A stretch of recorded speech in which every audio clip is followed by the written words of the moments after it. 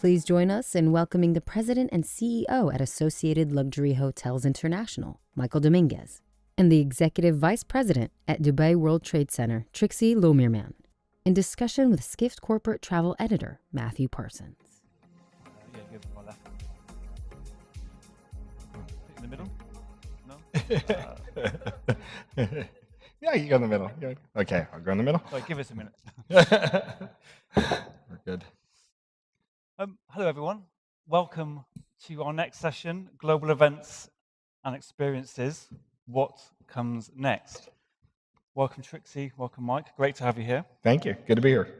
Okay, I'm just going to set the scene if I can. So we know cities have suffered over the last 2 years during the pandemic. We just couldn't host these global events because of the health risks with them. Obviously, tourism was carrying on, smaller meetings to some extent, but no global events. So hopefully what we're going to try and do over the next 30 minutes or so is explore how these events are going to come back. Has the DNA changed, maybe? And also, do global events have a role to play in helping cities recover? Before we look too far ahead to the future, let's just take a little go backwards. Trixie, you work for the World Trade Center in Dubai here. How did you weather the storm? Did you shrink? Did you pivot to virtual? Have you come out stronger? What's happened? Good afternoon, everyone. Thanks for sticking around. I know it's a long day.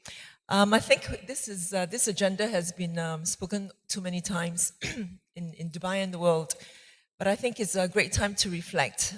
The last 2-3 years and where we are today. This year, actually, 2020, this is 22, 21, we have really eclipsed our achievements in 2019, which was pre-pandemic best. So 2022, having ended the year, we have set better records in the history of what we're doing. I think when the world was closing down in 2019 or 2020? 2020. Oh my God, it feels like years ago. When the world was shutting down, we went into a lockdown in March. I got a call in April. Trixie, you have to restart. We're going to be the first city in the world to restart. Very simple instruction. No further guidance. You do it. And off we went. From April till July, we started to plan to reopen the city. And we launched our first in-person event, talking about how AI is being leveraged in the pandemic with the support of the Ministry of State for AI. And that event, we started with 1,500. And with the success of that, we achieved a safety index of 97% from the audience. We went on to launch an art show. We carry on with that, I think, in October. Again, we achieved consistent safety index of 97, 98%. That gave us the confidence to run GITEX, which is our biggest iconic event. And you can understand tech industry, complete shutdown. All the global headquarters are telling them you cannot exhibit live. You must go online, virtual only. I think we drew on our capital of goodwill and trust with the industry over time, and the belief in the leadership in Dubai, in the industry. They came back. We ran the show in December 2020, again at the height of the pandemic. We came in at 60% of our 2019 event. We had about 40 to 50,000 people coming. A good 60, 70% of them came from overseas. You wonder how. If people want to do business, they will find a way. And we got them. And then we went on to run Gulf Food, which is also our biggest food show in the world. That went on. We had a good 60 to 70,000 people coming. And the rest is history, as I said. We work with the hotels and the hospitality sector to reopen. The industry, of course, I remember Emirates Towers was closed. When we ran GITEX, the hotel was opened. That was delightful and very reassuring for all of us. We hardly went into the virtual space, I have to confess. So we've got some pictures behind us. So can you, this is GITEX. This is the event you ran December 2020 during the pandemic? Yeah? Yeah, okay. You're having a few flashbacks here. I think the scary thing for us during that time was, now that it's over, we can reflect and we can share. I think looking at about 60 days, 30 days before the show. I never told Hilal about it, my boss. We were standing in at about only 50% of signed contracts. People were calling us every day to ask, "Are you sure you're going to run? Don't run me under the bus." You know, a lot is at stake. 50%, and we had only 10% to 20% of pre-registration of our normal years. We went ahead, we trusted, we know that people will come, we curated a good event, and we hit the numbers that we need for that year. And So- you holding this event, did you hold it again in 2021? Yes. Yeah, okay, and 2022. Yeah. Yes. Great. Mike, you're a hotel association. What are you doing on this stage? I mean, obviously, what's the link between ALHI and the events industry? Well, we are one of the largest operators of MICE events that you will see. And when I say operators, we're a global sales arm for independent hotels and independent managed brands and hotels. MGM being one of our largest partners in Las Vegas. And you know, that's 4 million square feet of meeting space and 42,000 rooms. So a lot of moving pieces. But what's interesting is during the pandemic, because we're so diverse, we're global in nature. Everything from Dubai, we're a exclusive with Kempinski globally, which we represent them as a global sales team. And that gives us a perspective around the globe and then in the United States. But even in the United States, it was very bifurcated. We had meetings taking place, and not on the large global scale. To your point, the larger the meeting, the more complicated it was during the pandemic.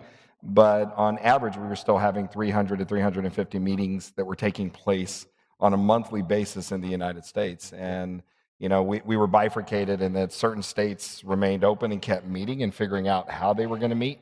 The Texas, the Floridas, the Georgias of the world, they were meeting. Yeah. And then other parts of the states, there weren't, and they were on complete lockdown. And it made it a little bit bifurcated, but we have a great insight into meetings dynamic, and what's going on in those environments. So it's all relevant. And you're going to get even bigger, aren't you? Because you're kind of, one reason you're over at the moment is you're kind of signing a deal. So this is kind of, we like news at Skift. So can you share us briefly just what, the latest deal? Well, we, again, I mentioned Kempinski, but one of our newest members shortly will be Atlantis here. In Dubai. So it's exciting for us to be able to have a little bigger footprint here in this part of the world. Yeah. So you were telling me earlier you were watching the one of the panels with Rafat talking about Dubai in the future, and you know Las Vegas, and you were saying you could obviously there are lots of parallels between Dubai and Las Vegas, but it really hit home for you. Can you tell us why? Yeah, I think it's interesting that there's only a couple of places in the world that everybody in the community is focused on the same thing. And it was designed with a purpose and a mission on how it was built. And ironically, both in deserts, that this vision came to bear. And, most people don't know the entire strip is 5 miles, and it's 100,000 guest rooms and 7 million square feet of meeting space in 5 miles. Yeah. And when I heard about, today you hear the discussions, Dubai is big but small. It really, or small but plays big. That's kind of the same thing when you think about footprint. And there's a lot of similarities. And what I found in Vegas that was interesting is all competition went to the side if it was good for the destination. Yeah. If it made the destination better, the rest of it didn't matter. Yeah. It's how do you get them here, and then all is fair in love and war. We'll battle it out once we know they're coming to the destination. Yeah. Okay. So and I think that's the uniqueness that I saw in the comparison. So there's some, I mean, again, we've heard this theme quite a lot, everything's going to be bigger, better, and bolder. We saw some images there of GITEX, look very interesting. But how do you keep things fresh from your perspective when you're hosting events? How do you always make it bigger and better? So recently, I think with the conclusion of the last event in this October, we were rated in a global survey as the best large-scale exhibition in the world of any industry. And of course, the survey company surveyed most of the shows around the world. And I think the biggest observation from the survey was it is a very, very tough feat for you to balance quality and scale. It's easier to achieve amazing NPS score for a small event. But this is the largest tech show in the world. and yet you get the highest, advocacy ratings from all the companies. And it's a sector where your stakeholders are extremely demanding. You're talking about the Microsofts, the Oracles of the world. It's an industry that's very much more, fast changing, high expectations, and they work a lot with the HQs, and they have a lot of corporate brand guidance. So to be able to achieve, that incredible ratings and kind of endorsement for us, I think that was a good reflection on our part as well. How do we do it? I think this is where you really need to go back to the product. It's about doing business. It's about making sure that you understand the objectives of being in the event. You got to cut through all the frills of entertainment and festivalization, which we're going to talk about later. It's going down to who are they meeting, what are the outcomes from the context. Again, the diversity of choices of the products. What do they learn? The trends. It cuts across a lot of different business objectives and outcomes. And the Microsoft of the world is very different from an SME tech company coming from Bulgaria. And yet you need to satisfy the objectives of companies that are very varied in nature. So this is where, again, we put in a lot of work to make sure that while it's a very large-scale event, we try to take a personal approach, a very personalized approach as much as possible to curate an event like this. So it's all about operational excellence. And we heard this theme yesterday, operational excellence. So just making sure everyone's happy, you kind of hit the targets, and then people come back next year, basically. And I think one of the things, for example, we need to keep ahead of the trends, so keep abreast. So we went into the metaverse space, of course. Dubai has a metaverse strategy with His Highness Sheikh Hamdan launched as well. As a tech show, we curated the year's largest metaverse event.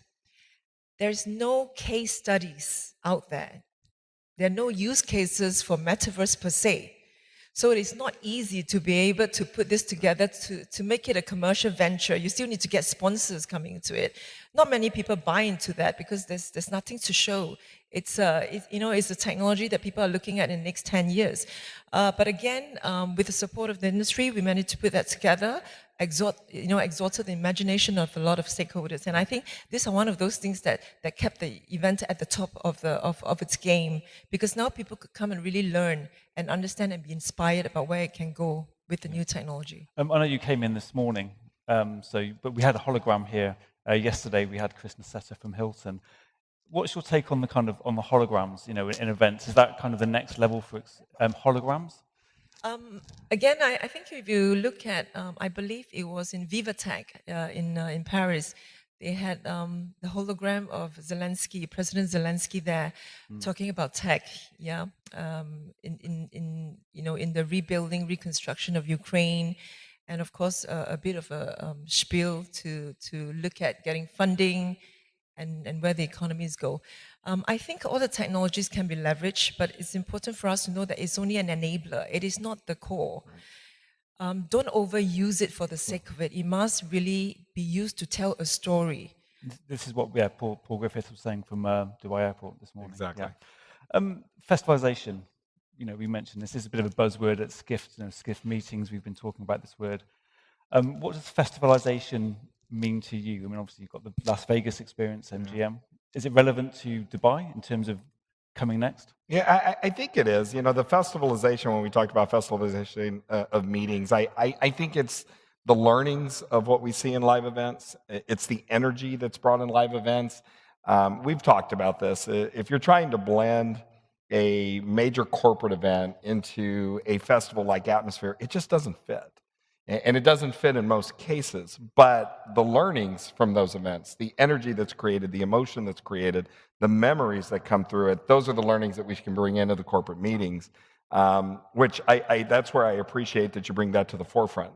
When I think of a festival, why are you going? And there's an enthusiasm and an excitement that comes through that. And I was talking about this yesterday. The one thing that Vegas does very well is you never walk into any place that doesn't have music, and it's different music. Because music creates energy, and energy is the space. And you can create. That's what I think is coming out of So festivals. rather than kind of expo, it's kind of moving into a festival. I mean, GITEX, would you call GITEX, is that a festival, or is it very much no, it's a conference. It's a business It's a event. business event, yeah. Business festival, okay. There we go. And then again, we want to talk about recurring events. So obviously GITEX, you host this annually. Is this the kind of, a good way for cities, to host more recurring events? I'm assuming they're more stable, they bring in lots more money. Are they easy to do that way, or more challenging because you've got to reinvent them every time? Or? I'm actually very grateful to Skift for asking this question, because I think business events are very underrated in any tourism travel discussions. Yeah. Look at the impact of GITEX. Again, the report just came out, just released maybe a week ago. It is contributing to the Dubai economy $700 million, just over 5 days. Take that and multiply it over 10 years. That's $7 billion for you. And every year over the 5 days, we bring in 9,600 jobs. The number of tourists, we have 170,000 visitors, attendees coming into the show. A good 40% of them come in from 172 countries. For our Gulf Food exhibition in February, we have attendees coming from 192 countries, all audited. They spend 5 times more than a local visitor. Business tourism at the moment contributes, I think, about maybe 15%, up to maybe 18% of the tourism industry here in Dubai. If you look at the recurring impact of an event like this, what it does for jobs, what it does for hotels, what it does for the airlines, you can actually predict and plan your forecast based on the fact that there is an event going on. So you almost want to wish us well. Because I almost want to take you to a space where you just imagine tomorrow, like during the pandemic, where there's no events.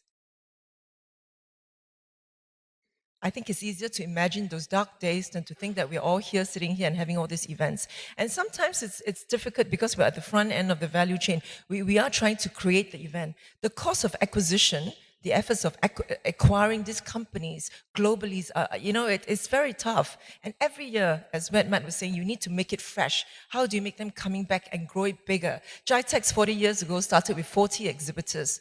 We're now the biggest in the world, 33 football, pitches. But look at also what it does for the ecosystem. It is about creating industry, developing the industry, enabling the vision of Dubai, UAE, and the region to be tech hubs, tech capitals in the world. You need a mega event to underpin. You need to create talent. You need to make sure that the talent pool here is going to have international exchanges for technology, augmentation, skills building. You're talking about companies setting up. So when we run an event like GITEX, you look at it and you think, oh, it's a big mess of 2 million square feet. We have 27 halls. It's not. Every one show we have easily 40 KPIs, 50 KPIs that we give to the team.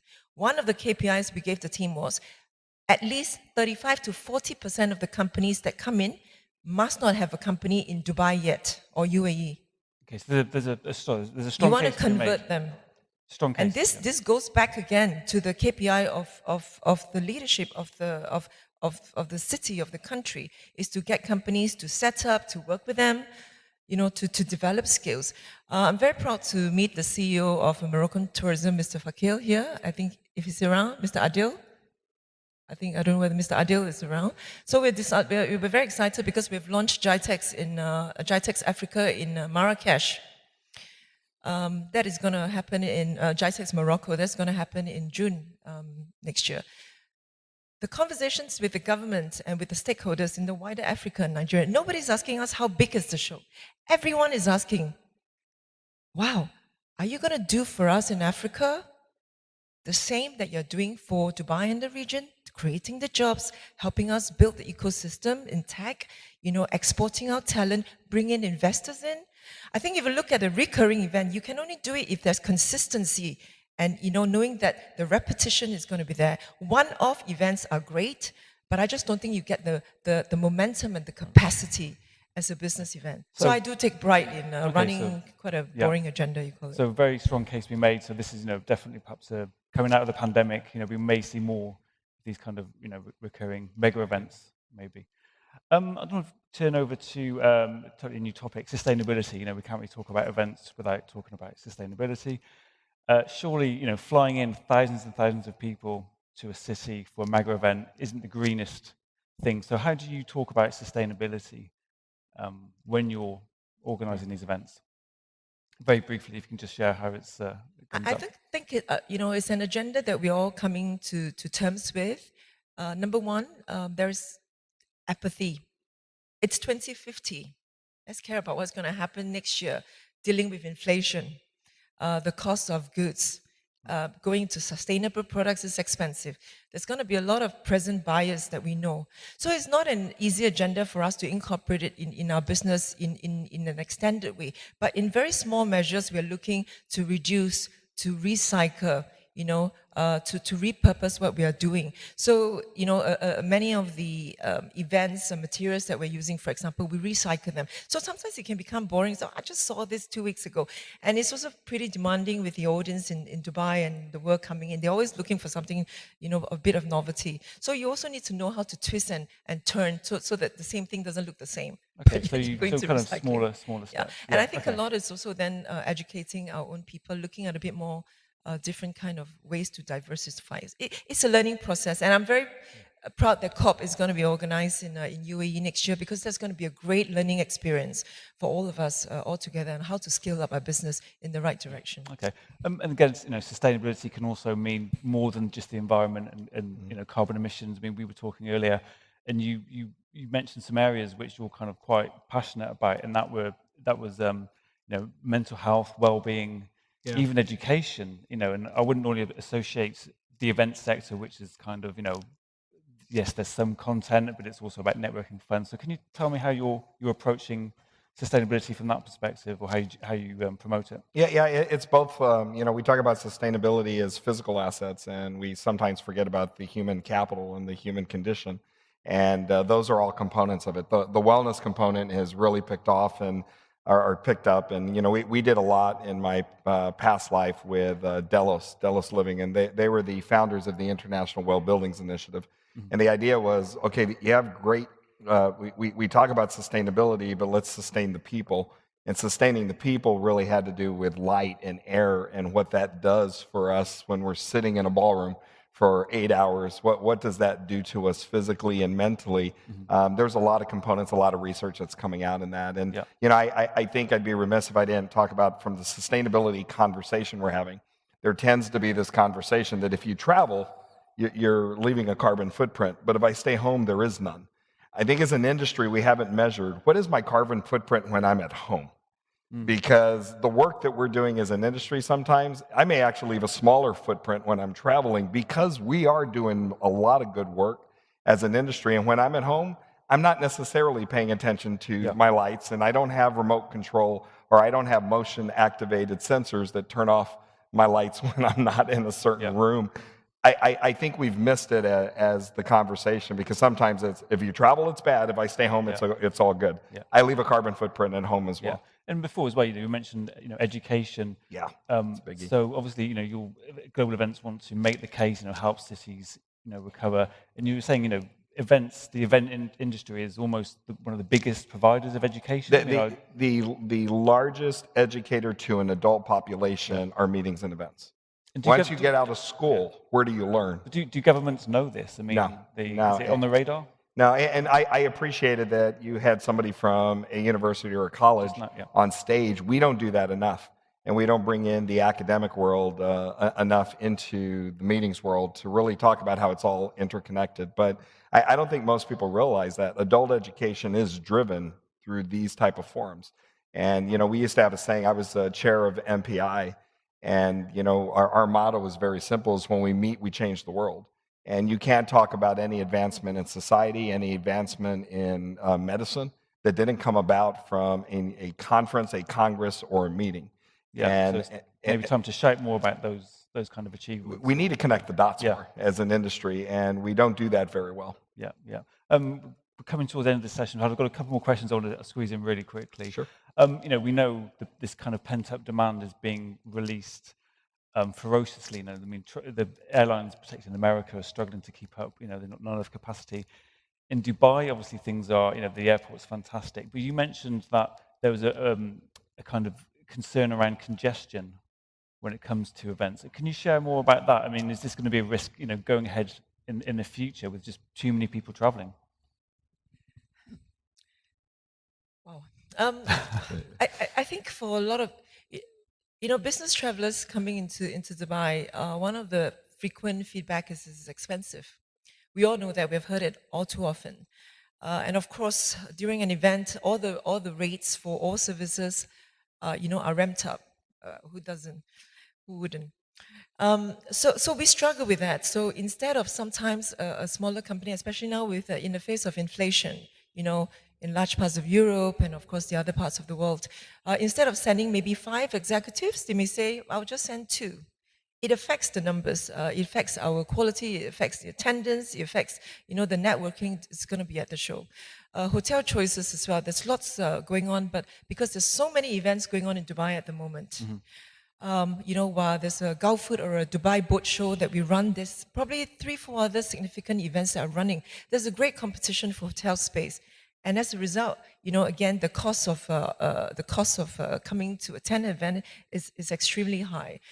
So back to your point, while there's a great pent-up demand, there's a leisure tourism part that Dubai tourism and UAE tourism is doing so well. So a lot of people are coming.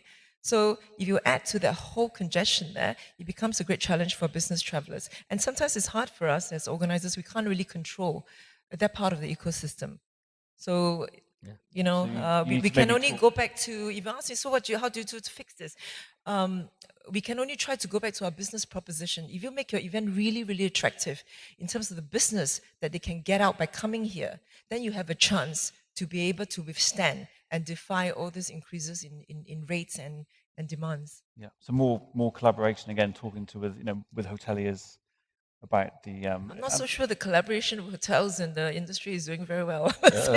Everybody has their own P&L, so if there's a dull time, then I think so. But otherwise. Well, something I would add is when we had one of the largest shows in the industry during my time in Las Vegas was CES.